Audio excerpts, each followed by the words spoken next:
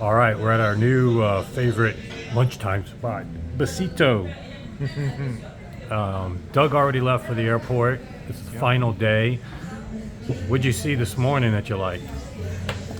Again, this whole trip for me, it's been almost more of the social thing than the equipment thing. Got to see a lot of people before they left, and running into people that we'll be seeing a little bit later today. Today's a day I revisit rooms. Okay. Because it's so relaxing, and you get in there without the hassle of not getting the seat you want. And it's all about getting the right seat. Right. If you're not in the right seat, not doing a knee-jerk reaction. That's right. You didn't visit the room if you're not in the right seat. Yeah, I shudder to ask you if you had any disappointments because they're so limiting. You can't attribute it to the gear. That's right. But were there anything that you thought was going to be super good that you need to maybe go back this afternoon? Yes, I wanted those Clarises, the large Clarises, ones. yes, okay. I want to like them, just like I want to like the Maggies, and I just haven't been able to because of the image. You have a problem with the imaging of those type of wide, planar ribbons? The images, they're just too large. Okay, or I understand. They're stretched. Okay. And now I'll tell you what, I did for the first time, able to listen to the Maggie, the small ones, the pluses. Okay, you like those? Yeah, because they're a narrower panel. Okay. And so you feel that the images get too bloated with the bigger panels. panel. Okay. Yeah. Yeah, different people focus on different things when they listen and get upset about certain things that other people don't even care about. Exactly. Well, it's one of the things that, to me, it's the game changer. If I can't have that, well, nothing else matters. Right. Of course, everything matters to me, but I can't really lose too much of anything. What's interesting is that the Soundfield room has kind of the reverse of your speakers. They're very similar to yours. VMPS, towers of woofers. He's just horn loaded it reverse instead of wings. And then he's put all the drivers in one, more form factor.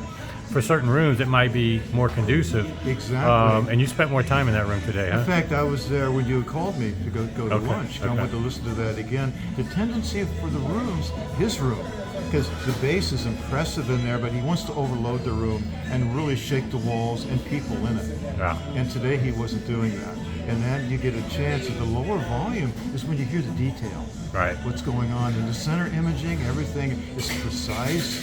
It's wonderful. Like he is horn loaded forward, where mine are V-shaped to the horn rear. Loaded back, mine are horn loaded to the rear, which is interesting. Yeah, and brings up a macro point that I've talked about when you go to these shows. Strictly volume alone can change your impressions. And I've had that video on fawns and how different frequencies, depending on what volume you're playing at.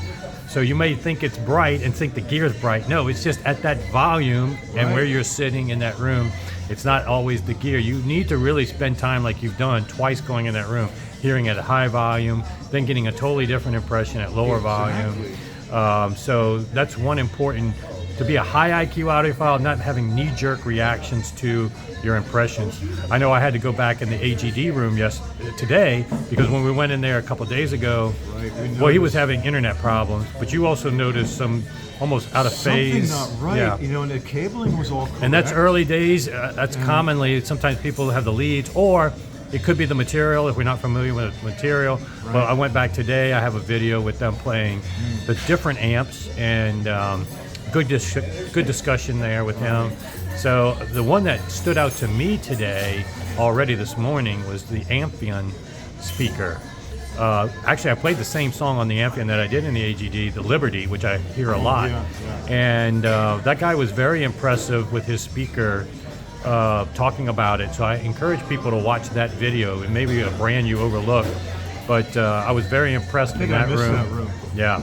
And the home theater with the Primaire. I missed that one too. Putting that together in a room that's a hotel room, a home theater, big time thumbs up. So I'll have a more formal wrap up. We'll do maybe some more at the end, but our food's here, so we got something we wanted to say. Like we did our wrap up just for last evening, and we kind of made the opposite comments about the volume we were listening to at night. And how much that made everything better in a way. Yeah, today showcasing. we're saying it could be a bad thing, but it was the room sizes that made the difference. There's The so rooms many we were in variables. were very large rooms. It's all about they could understanding the handle that. variables and what could be impacting it more than just the gear, the cable. You know, people want to ascribe everything to a brand name and a chassis. It's so many variables, and that's what the Bach actually helps you see. Same people in the same room, same gear, measure differently. You can change volume, change just one room treatment. So anyway, hopefully this has been helpful for you guys. Look at that, chips and salsa time. All right, time for us to dig in. Okay, guys, we'll be back.